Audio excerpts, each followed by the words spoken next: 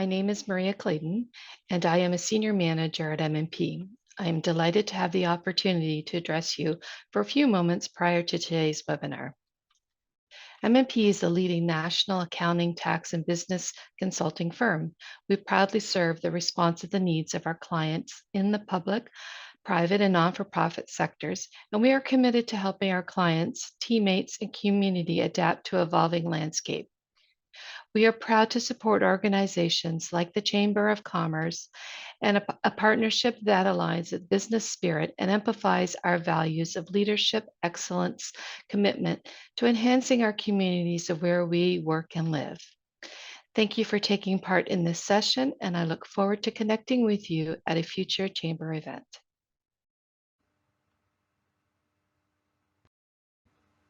A little bit about me. My name is Mike Jennings. I'm the president of More Sales. We've been in Cambridge now for 18 years, and we specialize in B2B digital marketing for companies right across North America. I've also taught at Conestoga College and am a past president of the Cambridge North Rotary Club. So a little bit about our agenda today. We're just going to be talking about content first of all, and then getting into a little bit about how Google is constantly changing. We'll be doing a little bit of chat about creating video, some social media shortcuts, how to create an effective Google campaign, and finally, what the heck is on-page SEO and how does it work?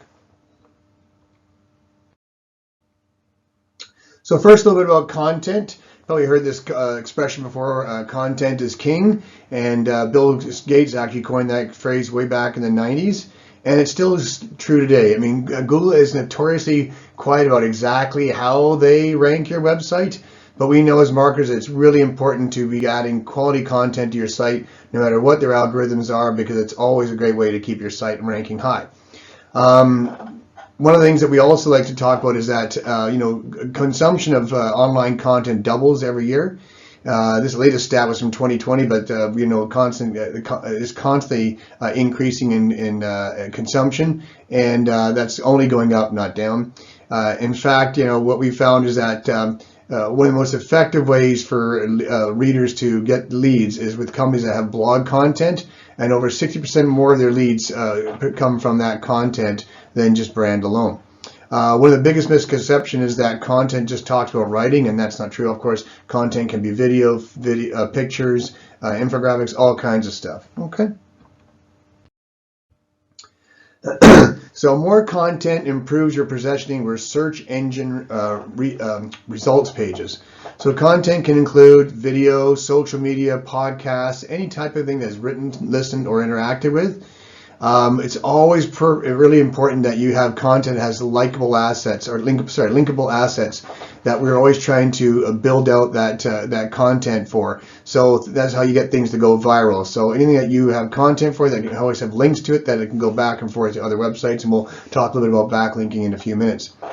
Google's goal is always to provide its users with a better experience, and that's why they're constantly changing their algorithms. So it's important to know, that ranking high on search engine results pages isn't about quantity as much as it is about quality. Okay. So a little bit about the ever-changing algorithms. So Google's algorithms are always updated and frequently changing, and this is really hard to keep track of. Us as professionals in the industry, we're constantly trying to keep track of it all, and it's always changing. So it's really, really important for you to stay up to date on that. And what are Google's search algorithms updates? Well, basically what they are is it's their software that are used to help make a better effort at understanding what you're looking for and how to rank what you're searching for higher on those pages, on those SERPs, search engine resource pages, so that you can have a better experience when you're searching for something that matches what you're looking for. So they're constantly trying to up their game to make sure that they're giving you what you're searching for on a regular basis. Our challenge, of course, as marketers is always to keep up with Google as best we possibly can. So one of the things that we often do is we're often always trying to stay informed. Google will let the public know through social media platforms and articles what they're constantly doing, what they're changing, but it's always often after the fact. So we're always making sure that we are keeping in touch and up to date with Google at all times as high-end users of Google and their analytical tools. That we're usually the first to know what's going on. And we always want to make sure that we're staying ahead so we keep our content for our clients ahead as well. So a great way to deal with Google algorithms update is prevent them from affecting your business by having high quality traffic content. So no matter how much the algorithms change, good content is always good content. So it's less about tracking Google as it is making sure that your content is strong always at all times. This kind of cushions you in case Google algorithms change unexpectedly, and sometimes there's some major changes that come along and it can actually absolutely change the way your site is ranking. Another point here is that we want to develop a recovery strategy. So to quickly develop a strategy to help you recover, we will always recommend that you keep in touch. If you're doing it yourself, at least keep in touch with someone who's an SEO expert. Usually they're able to troubleshoot the Google algorithm updates for you. And even if you want to do it yourself, that's great. A lot of companies want to do their own SEO, but it's also hard to do your job and be up to date on what's going on the SEO changes from Google. So we always recommend you keep in touch with at least an SEO expert to check in on things on a regular basis for your site. Or of course, you can hire a digital agency like More Sales, and we're always on top of that. So when we run SEO campaigns and run SEO updates for our clients, we're always checking it, making sure that they're up to date and that the algorithms are being are monitored all the time by our various in-house tools. Okay. So let's talk a little about, we talked about a bunch of different content. Let's talk a little about video. So websites with video are far more effective than websites that aren't. Only 14% of consumers are going to remember what they read, but 80% will recall what they saw on a video. So it's really, really important to make sure that if you have much video content, especially when it comes to capabilities or explainer videos, if you're having a new product or a new software or something like that, really important to have that content up to date as much as you can to explain to the viewer on your website what they're looking at. Viewers are 85% more likely to purchase a product they've watched on video than something they've just read about. And companies that see a greater success, 41%, when traffic is searched for non-users. So what I mean by that is companies using video will find that people that are not users of their product already are more likely to go to their site when they see a video there than when they go to a site that doesn't have video. It's not so much the case if you're already a user of the product, then maybe you're going to go to a site regardless whether it's got video or not. But those that haven't used a site before or used a product before, they're going to go to those sites that have video because it's just much easier to understand than try to reading stuff. And then 4 times as many consumers would rather watch videos about a product than read about it. Of course, we all know that. We're all lazy. We'd much rather watch a video than sit and read some content on a website. One of the power of YouTube, today's tools and platforms ensure that small and medium-sized businesses can compete with the big boys out there. And this hasn't changed. I mean, you think about the influencers that are out there now, and just the explosion of YouTube over the last decade, especially in the last 5 years. People have complete careers now as YouTube influencers. So, Google really ranks websites higher that have good video because they own YouTube. So of course they're going to see their own platform being used. So it's really important that you can make sure you have good video on your site because it's only going to help your SEO efforts.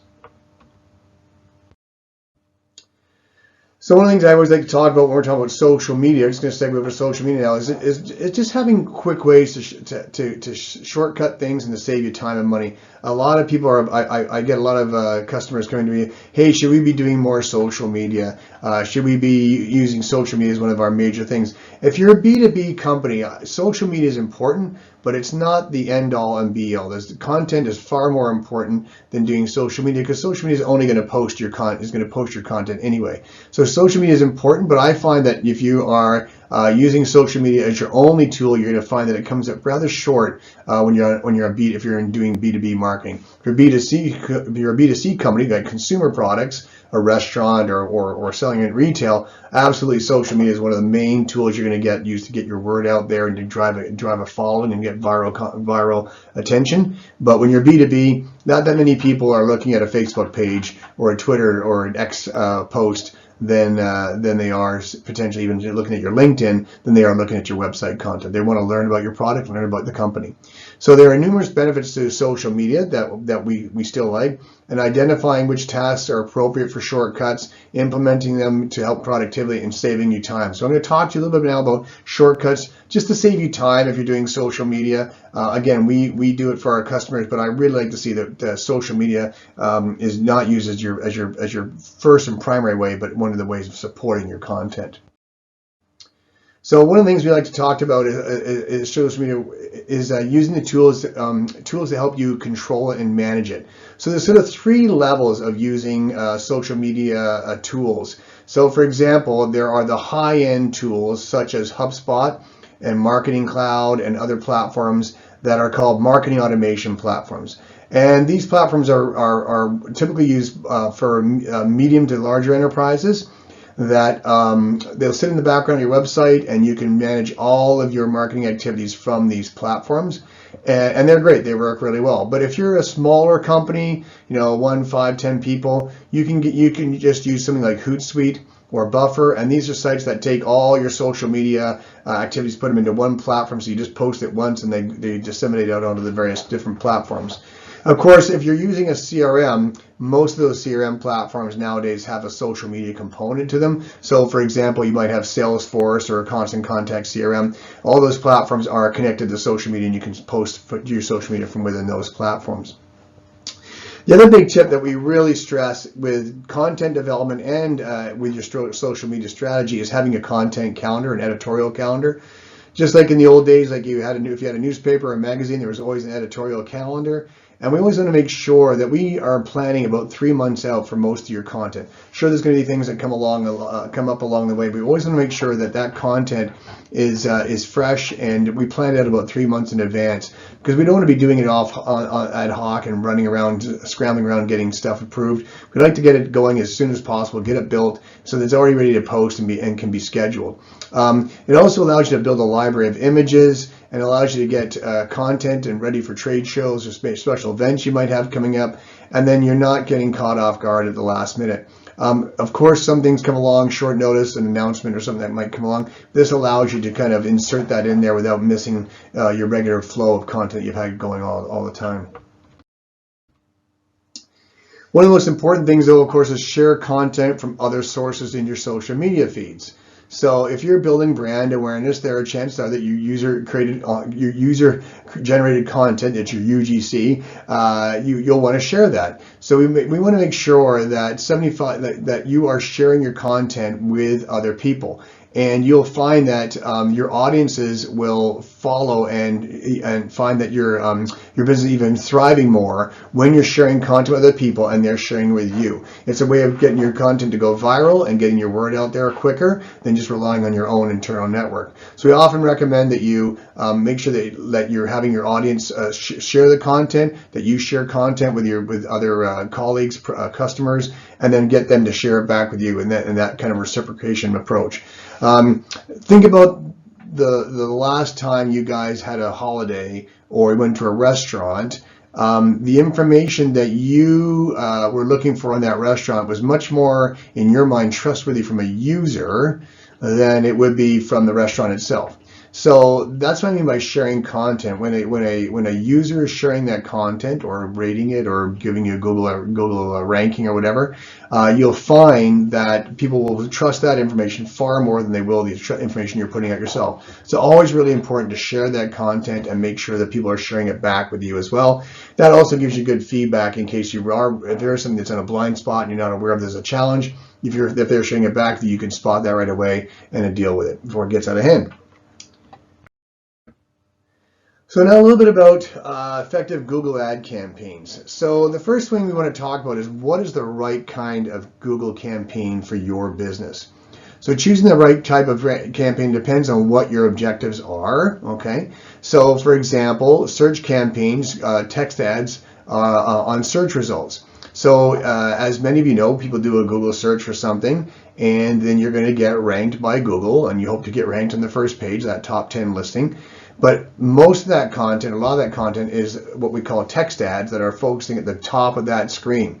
And those are really great at driving sales and traffic and leads because they're almost perceived to be part of the search.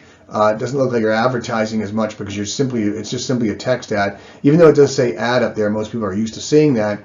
People still tend to lean on it and trust it a bit more than if you're putting some fancy display ads up there. Having said that, display campaigns are also cool because you can feature your image and stuff like that, but they're just not they're not as powerful sometimes as the word ads. Even though they're more graphical, people just tend to want to look through the searches and see who's ranking there. And when you put a display ad, then it kind of comes across as advertising-y, if that's the right word, and people kind of steer away from that. They just want to see your listing. They want to go right away to where you're listing. So we really recommend that if you're going to do images on a web, if you're going to do display campaigns, make sure that you that you have the right audience that you're looking for. Again, if you're selling something like shoes or something that's kind of cool, then maybe display ads are good. But if you're selling a B2B capability, then often you just go with the Google word ads because they would just be just as much effective and a lot less expensive too. So video campaigns are also good, but you also like using YouTube. So what we will find is if you have a complex offering or something pretty unique and you think people are searching it on YouTube, then we love using YouTube campaigns. And you can run all kinds of Google campaigns. There's everything from those annoying ads before the video you really want to watch to running your own campaign right on YouTube. But we find that those are really good, especially if it's a new product and you're trying to build brand awareness. YouTube is a great way to do that. Shopping campaigns. We don't get into that too much because, again, we're a B2B company. But again, if you're selling shoes, if you're selling an inventory of products, you can get into showing shopping campaigns. Sometimes B2B online companies will do that. If you're an electrical parts supplier and you've got a certain inventory that you want to move or whatever, that images there may actually work because if someone's looking for that kind of stuff, that's the kind of thing an image might help. But typically finding that shopping campaigns are best on the B2C side. So a little bit about what is on-page SEO and how does it work. So on-page SEO is a process of refining a page's content, tags, and internal links to improve your searchability. Basically, it's the behind-the-scenes stuff that help get your site ranked higher. Search engines send out crawlers, what we call spiders, to in a split second to search the internet for what the person was searching for, and then they will rank it based on the content, the HTML or the coding that's in there, that's that on-page coding, and then the website architecture itself. Is it a new website? Is the company itself the right kind of company? It'll look at all that kind of website architecture and decide how does this rank, and that's all done in a split second. The SEO without content is I'm just going to back up here. So on-page SEO is absolutely critical, but the most critical thing is good content, because we can do background SEO on your website all we want, but if there's not good content to support it, you're just coming up short. So I kind of liken it to having a great looking sports car but with no engine. So it's really important that any on-page SEO is only there to support the content that's there. So I go back to that original slide. Content is absolutely king. On-page SEO kind of follows, it just only supports that and pushes that along. So keywords are a real big part of that. So whenever we're creating content for a customer, we are always doing SEO research and keyword phrases and long tail keyword phrases to develop content for that customer and know what people are searching for. So for example, we've found a lot of times a customer says, hey, I think they're going to be searching for this. And then when we do the homework into what Google actually says people are searching for, it's some totally different terms. Same kind of product they're looking for, but what the customer thought was being searched for and what's actually being searched for are often quite different. So we always make sure we do our homework, we use our Google analytical tools, and we make sure that we're finding those keywords that are actually being searched for, and then we make sure that they're embedded and placed and reused as much as possible without sounding fake within the existing content of the website, and as we develop new content for the website, as well as the on-page tagging and meta tags and all that kind of stuff that's going on with the website.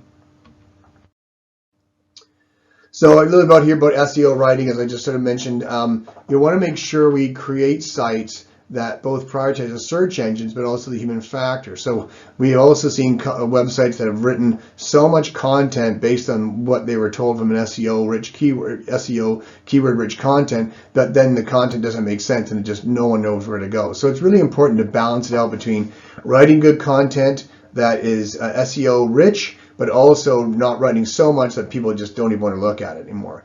So some of the things we use often are visual assets like videos, infographics, images, anything you can do to kind of break up the copy and make it more interesting to read. That will always help. And you, again, tagging those images and videos.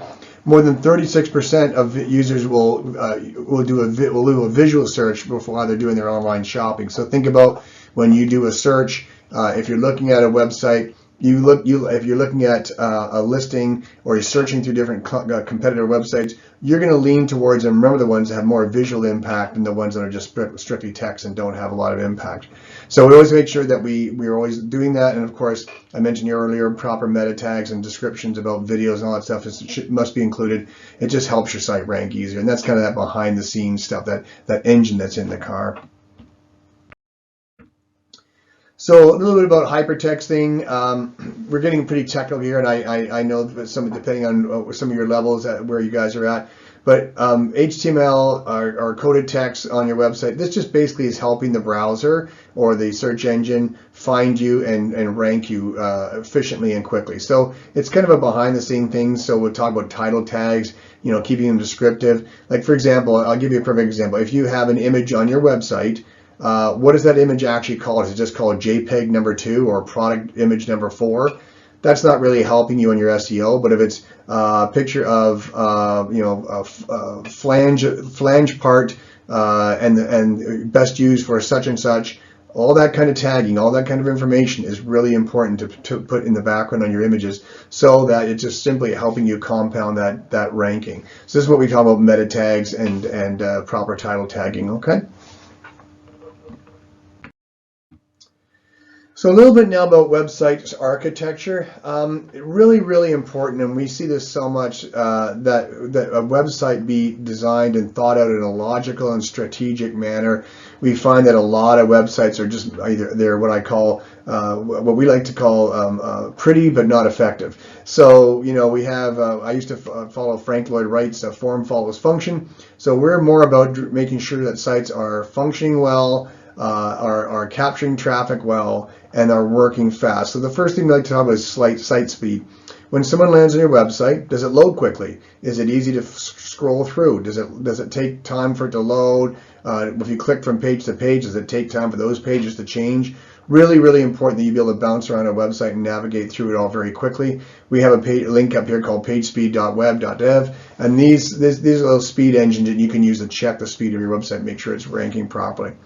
It's also important that responsive design. So responsive design has everything to do with your site scaling to fit the device that you're looking at it on. So for example, if I'm looking at a website, I should be able to look at it on the phone, an iPad, a monitor, wherever, and have the same or equal experience on any device than I do on a full-size monitor. And that's what's called responsive design. It's absolutely important. And nowadays, Google ranks sites that are mobily responsive much higher than those that are not.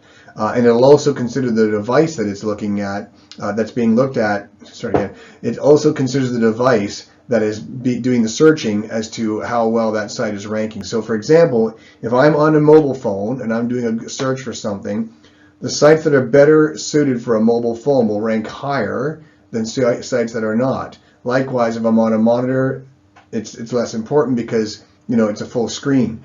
But think about it, if your company or products are being searched remotely or online a lot on an iPhone or a smartphone, make sure that your site is very responsive, because people are going to be not finding you as easily if your site is not showing up in their device like it should. Okay. So a little bit about linking. Another really important, there's sort of 3 kinds of links to have on your website. The internal links, so how does your page link within itself?